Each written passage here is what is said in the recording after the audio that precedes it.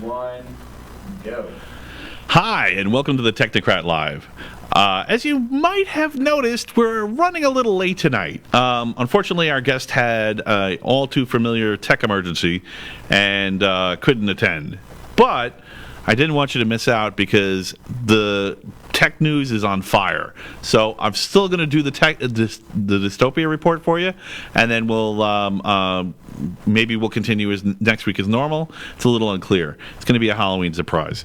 So, yeah, I'm not really sure what's up with that. So, sorry for the late start, but without further ado, here's the Dystopia report.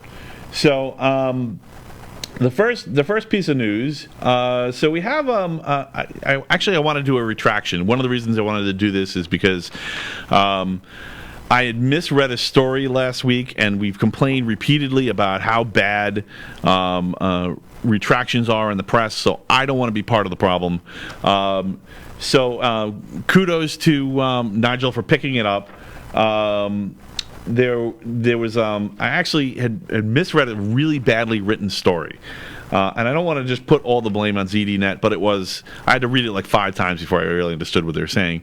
What they were actually saying is that what I had said last episode is that something along the lines of women were more likely to look up deep fake celebrity porn, and that was not what it was actually saying.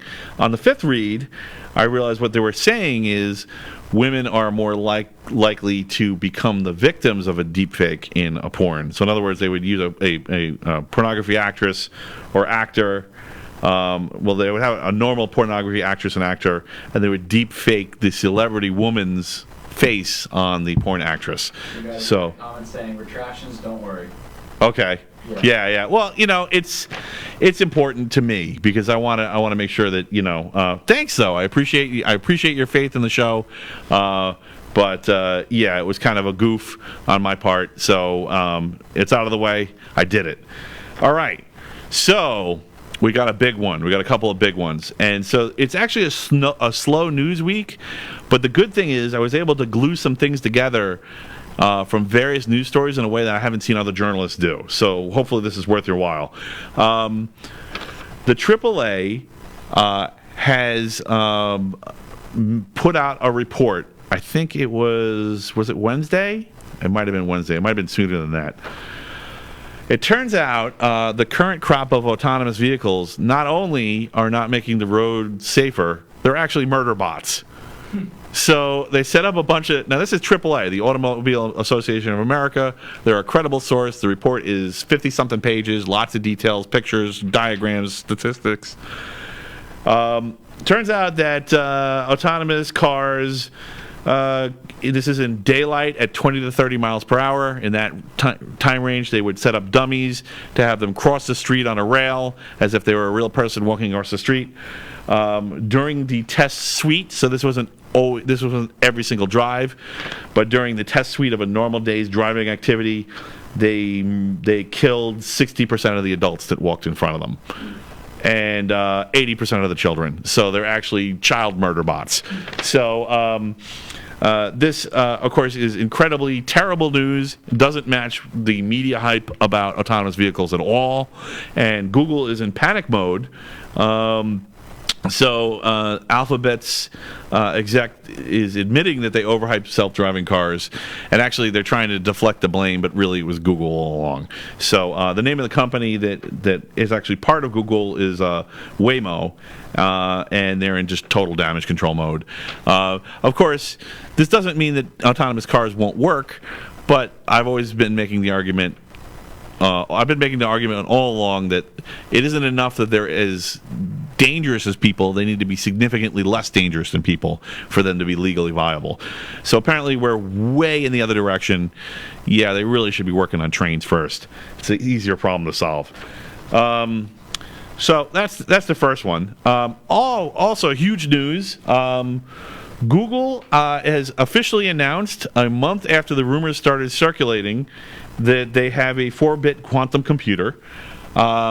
and they're claiming that it's capable of doing capable of quantum supremacy in some rare cases, not common cases like the fear is with encryption, but in some rare cases. Apparently, that's not even good enough for IBM. IBM has publicly made a statement that they are full of it, and the results are not that impressive. And I would love to chime in and give you a computer science perspective on this, but as far as I know, there's no white paper, there's no video, there's no specs, there's no nothing. Apparently, they want to use it for the Stadia too. For the Stadia? Yeah, the Google Stadia. Oh, okay. You know what that is? Or? No, I don't know what that is. They're a new streaming gaming platform. Oh, the streaming gaming platform. You have a controller and you connect it straight to your TV or whatever, and you stream from like YouTube or whatever. They're big servers. And apparently, the quantum computer's supposed to help with that. Right. Yeah, I mean. Better quality than like local playing. Like, better response time and everything. Right. I don't know how that would work. Yeah, well, I mean, theoretically, the same kind of compute power that you use for encryption, you could use for compression.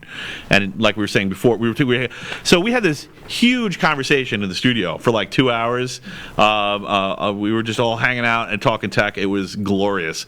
I'm sorry you guys didn't see it, but it got a little dark and twisted. It was a dark and twisty road, so sometimes you don't want to go there until we scope it out for you. So we scoped it out for you, maybe next time.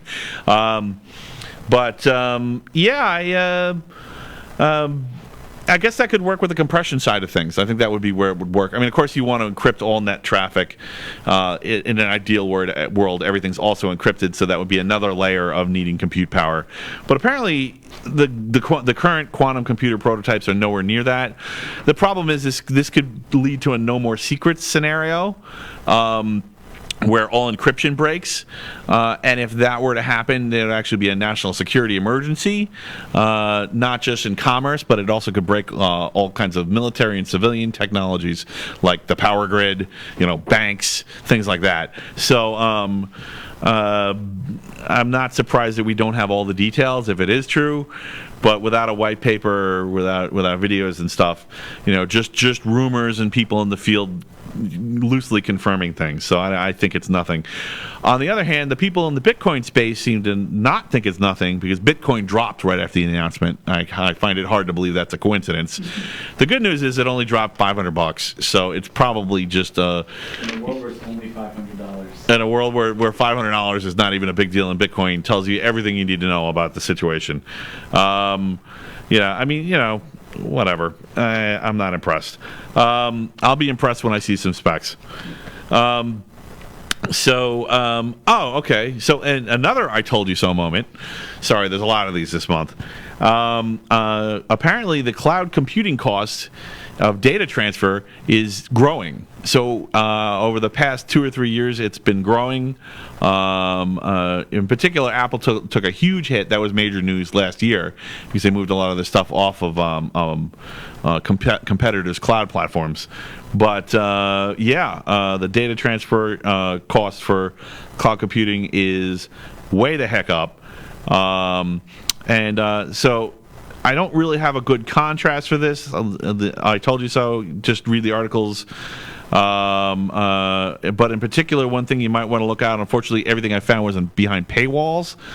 But one of the things I found was Bank of America apparently built their own private cloud rather than use one of the public clouds, and they're claiming they saved $2 billion with it. So the $2 billion that they got from embezzlement. Yeah, well, they're not exactly a moral leader, but when you have a big megacorp that spans continents, sometimes you got to break a few eggs to make an omelet. So, yeah, I don't know if that's their corporate logo, but I don't want to get too distracted from the cloud computing point. Anyway, yeah, I mean, the numbers don't look great. It looks like exactly what I said. Sure, cloud computing's cheap, but if you ever decide you want to leave, that's when you pay. Told you. All right, so... okay, so another one is some schools have... I recently... okay, that was my guest. He's I think he's finally getting out of work. Yeah, okay. He's in Manhattan. We're not, so that'll tell you everything you need to know right there. Ooh. Okay. I don't know if I can repeat that. Keep the comments coming. I think that one might be classified, though. He's going to laugh later when he looks at this. I actually had to. I want to make this personal. So I have kids, and my kids are looking at high schools right now. So one of the things we're looking at private high schools. You know, we're not sure what we're going to do, but the possibility of going to a private high school means that we're getting all the features, doing the tour. And one of the things that we found about the private high schools is that they all give away computers. And that actually the students are expected not only to use the computers for their assignments, but that they're... I don't want to talk now. You talk to me on the show. Sorry, this is really funny. My guest is speaking in a language that you can't understand. They've been giving laptops away, and not only expect you to do your assignments on them, but also... They expect you to do your scheduling through it, and that's how you check your schedule and all this kind of stuff. Sometimes it's an iPad. Usually it's some sort of notebook, or a tablet, or it's some kind of notebook. But apparently Silicon Valley does not do this. The people in Silicon Valley have long complained about the psychological effects and have been citing studies and doing local civic stuff mainly in the Silicon Valley, California area, trying to get screen time for their kids reduced. So while they're doing one thing, everybody else is doing another. While they're zigging, everyone else is zagging. Kind of an interesting thing and kind of an interesting hypocrisy. And I can confirm that, yes, in New York, this is definitely happening. Screen time is being embraced. And I'm okay with that. But...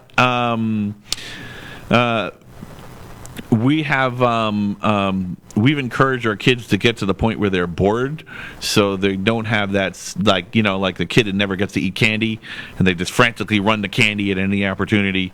Our kids have gotten plenty of computer time, so they're actually willing to interact with human beings once in a while on their own without having to force them. So maybe it's too late for that. I'm not really sure where the answer lies. Probably somewhere in the middle. But anyway, just kind of an interesting thing. You might want to look into their various complaints. Another big ticket item. A person. There's an engineer from Sweden, I think, who has. Thanks to Lee for this one. Thanks a lot. I appreciate the hit.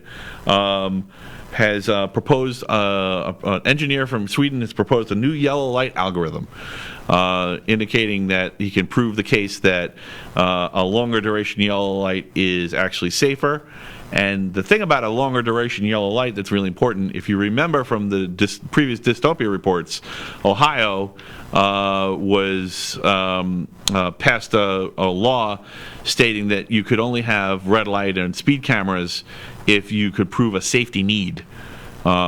This is kind of a pet peeve of mine. They're starting to set up more speed cameras in New York City in the worst possible locations. They're really not required, and really all it's doing is driving traffic to side streets.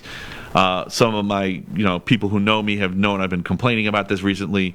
It's very bad city management, and it's just getting worse. I mean, people literally, you get a ticket for doing 35 and a 30 on a road that used to be 40 just a few years ago. I don't know what magically changed that it's so dangerous now, but people are doing 50 on the side streets where the speed limit's supposed to be 25 to avoid them, and that sucks. That's just bad management. So I really have a problem with non-safety oriented speed cameras. I think Ohio's decision is a good one. So the Swedish engineer had proposed a new yellow light algorithm. He proposed it to the Institute of Transportation Engineers. Apparently, Oregon's TACT. This was against Oregon. I guess his wife got a ticket there or something. And apparently Oregon's tact on this was, oh, we're just going to make it so you legally can't call yourself an engineer to try to prevent him from proposing his algorithm. Not there's something wrong with the algorithm. We're gonna attack your accreditation. I don't know what universe they're in, but accreditation is attacking itself at this point. Being capable of writing great algorithms has proven itself over and again in open source as being subject to skill, not permission. So screw you, Oregon. Anyway, good news is they lost. Apparently they lost their ability to strip him of his engineer title, so this is going forward, and so Oregon may be forced to do something somehow within their own legal mechanisms where they have to lengthen their yellow lights or admit that their traffic cameras aren't making anything safer, which is probably true. So yeah, I've kind of had it. We need something other than, we need more tax money, because you know what, speed cameras and people writing tickets for parking tickets is not the same as a beat cop. I'd rather have a beat cop. I'd rather money be spent on that, even if they can write only 1/10 of the speeding tickets. It still affects the behavior enough that it slows traffic down, and they can actually stop other crimes. So. Yeah, I just don't understand why this fascination. Oh, a computer said it, so it must be true. Yeah, okay. Who wrote the algorithm? Yeah, so yay for good algorithms. So I don't know if you heard anything about Disney Plus, but Disney Plus is coming out in November. I actually have already signed up. I'm psyched about it. I'm not really psyched about Star Wars. I hope I'm wrong about that. I love Pixar, and Disney has some great content, in particular their older cartoon content. The kids seem to like the live action movies, so maybe I'm wrong. What do I know? And of course Marvel. So it sounds like a giant advertisement until you hear this. So if you might have noticed, particularly in Linux, it's more obvious. I don't know if it's obvious on other platforms. Most content management systems or digital rights management systems now use a program called Widevine, which installs on your browser, and that's what manages your digital content to make sure you're not stealing or you're not, So it's a DRM? It's a digital rights management kind of application. Actually, a lot of I use separate browsers now, and I only installed Widevine on the ones that I want to use for content, and I don't install it on the other browsers because it has lots of sites are using it now, so they're almost using it like Flash to kind of intrude and look at stuff they shouldn't be looking at. But aside from that, apparently, even though it works with Netflix and Amazon, apparently Linux isn't good enough for Widevine on Linux for Disney.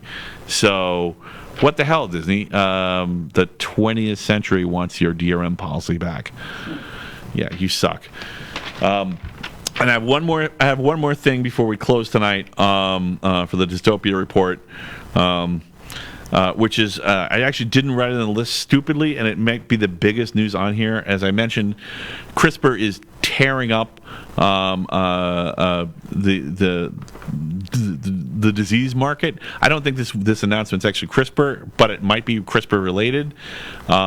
Actually, I just talked to a guy. I just met someone who works at Berkeley and had some good inside info on the CRISPR patent situation. So hopefully I'll get him on the show sometime. If you're listening, I'd love to have you on. But this probably isn't CRISPR related, but I just wanted to mention that. I thought that was kind of interesting. But cystic fibrosis, huge announcement. There's a new medicine for cystic fibrosis. If you have it, you probably already know, but if for some reason you don't, great. I'm really happy for them. Apparently this is a treatment. This is not a cure. This is not changing your genetics, but apparently it is like 80% more effective at reducing or severely reducing, 80% more effective at reducing the symptoms of cystic fibrosis. And the symptoms are what kill you. So this is incredible news. This is really a big deal. Cystic fibrosis is a death sentence for tens and tens and tens and tens of thousands of people. So great news. I'm really happy for you, and that's probably the best part about doing the Dystopia report, is that all these cures that keep coming out are not dystopian. I love it, and it makes me really happy I decided to do this. Anyway, I'm sorry we don't have a guest this week. I'm about to go read the explanation offline. Hopefully we'll have him on again soon. And I guess we'll see you next week. All right, thanks for tuning in. Good night, and sorry for the short show. We'll see you soon.